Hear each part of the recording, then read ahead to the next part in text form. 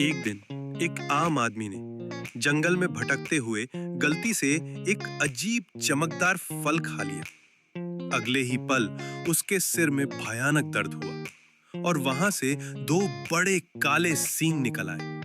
वो बहुत घबरा गया और रास्ते में उन्हें हटाने की भरपूर कोशिश करता रहा।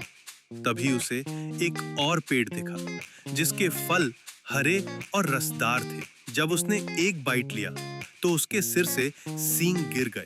उसे समझ में आ गया कि इन फलों में कोई रहस्य है। असल में कुछ समय पहले वो एक साधारण सिपाही था जो गलती से कमांडर की पत्नी पर गोबर गिरा बैठा था और जेल में डाल दिया गया। उसे लगा कि उसकी जिंदगी वहीं खत्म हो जाएगी, लेकिन तभी उसके बिस्तर के नीचे एक चूहा आया और इंसानों की तरह बोलने लगा। उसने एक दराज खोलने को कहा जहां एक ताश का जादुई पत्ता रखा था। उसी समय जेलर आया और उस पत्ते को देखकर सम्मोहित हो गया।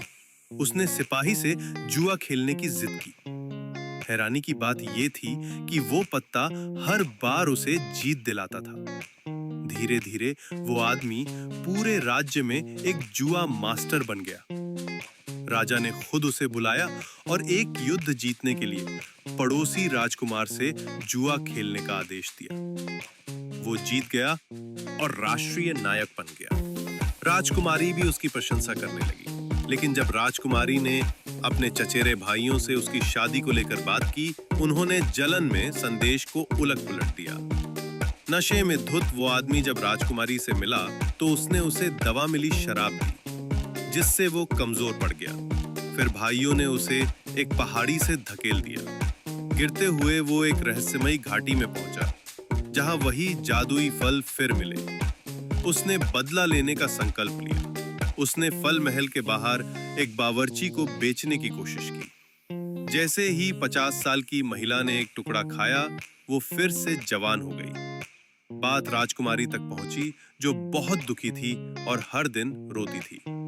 उसने सारे फल मंगवाए और खा लिए, लेकिन वो एक राक्षसी में बदल गई।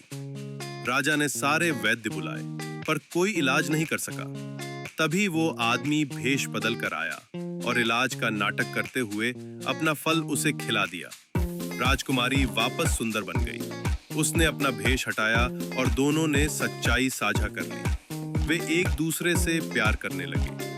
जैसे ही राजा दरवाजा खोलकर अंदर आया, एक हवा के झोंके में वो जादुई ताश के पत्ते उड़ गए, किसी और की किस्मत बदलने।